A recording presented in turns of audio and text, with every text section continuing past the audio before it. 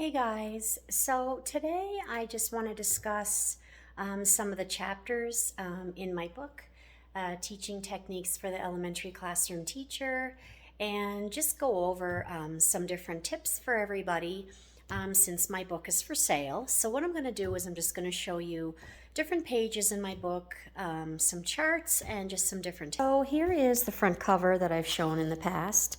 Teaching Techniques for the Elementary Classroom Teacher by me, Erin Christensen. My name is on the bottom. And this is just the intro page. And it has a simple summary of engaging classroom strategies that assist students to strive to bring out their best potential. Summed up in only 3 techniques, you can turn any classroom into a bright, positive environment. So this is meant to be my hook and my intro to get readers to continue to read and kind of give you a little bit of an idea of what's in the book. So on my first chapter here, which would be chapter 1, classroom management, there's just a sentence here that I want to mention to you. So what I like to do to manage the day is to incorporate movement into all lessons. So doing this really as often as possible. And to do that, you want to do things like have students stand up and go to the back of the room and start to score their rubric. So what they do is they go to either say a 1, 2, 3, and a 4. The room is divided and they say why they have that specific score. So for example, someone in math might say they found, say, a common denominator before adding the fractions to find and solve the final answer. So they're actually backing up why they have that specific score. And at the same time, they're stretching, they're moving, they're going to different parts of the room. And it also shows the classroom teacher, well, did my class, understand this lesson, or do I need to reteach?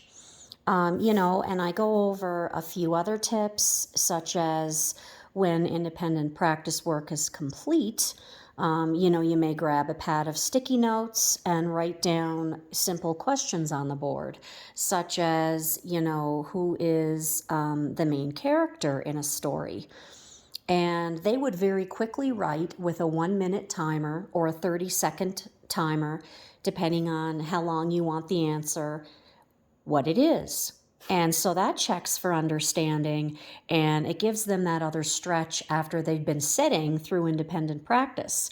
Because every time independent practice is done, students want to get up. And as every classroom teacher knows, that happens every time.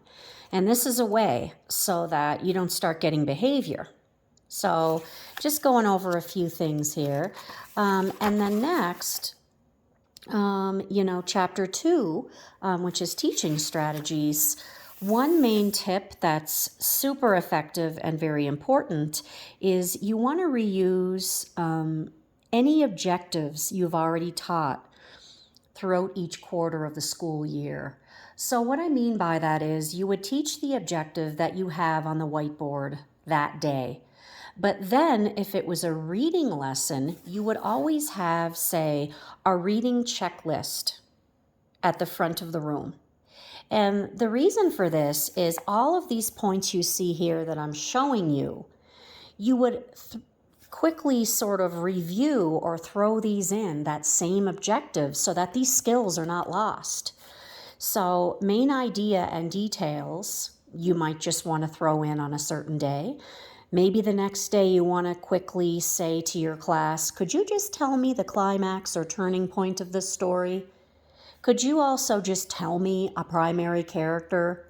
So you might have had main idea and details for that day's objective as a new objective for your learners, but then you still might want to make sure that they know about primary characters. So you would just go over primary characters quickly, they'd say it, you'd be done. Next day, maybe you might want to say, can someone give me a quick summary of the story?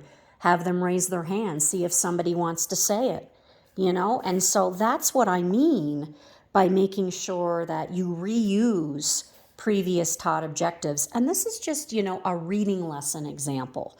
You could do the same thing for math and have these little bullet points up at the front of your room, you know, common denominator and fractions, solving word problems and highlighting main points. So something like that. So chapter 3, relationships with your students. The main way that I really like to go about this so that relationships are just built natural and don't seem stressful, we like to celebrate a lot of what the students accomplish. So posting class data on the classroom wall, taking a class average, setting class goals as a class. And so if the students meet their average on your bar graph, go ahead and celebrate, talk about it, praise each other, praise specific students for their hard work, and just give a reward. It could even be cupcakes that day. It could be picking something from the treasure chest box. Maybe you just feel like celebrating. So posting the class data on the classroom wall, super effective, and students like it. And another thing you can do is also celebrate in their personal classroom data binders where they set their own goals. And when students go around and help each other with their own goals, they can simply just praise them and celebrate as a class and say, I can't believe it's amazing how so-and-so is doing with their compound sentences and complex sentences, and celebrate. So you're teaching students how to treat each other. You're modeling respect. You're making everybody feel good about themselves just as the day unfolds. You know, nothing that has to be stressful. And it would be wonderful if everyone could buy my book and check it out, Teaching Techniques for the Elementary Classroom Teacher. Let me know what you think. Give me feedback. Give me comments on my channel right here. You know, Teach to Inspire Students. I would greatly appreciate it, and it's for sale at all major retailers, including Amazon. Okay, guys, thanks so much, and I'll talk to you next time.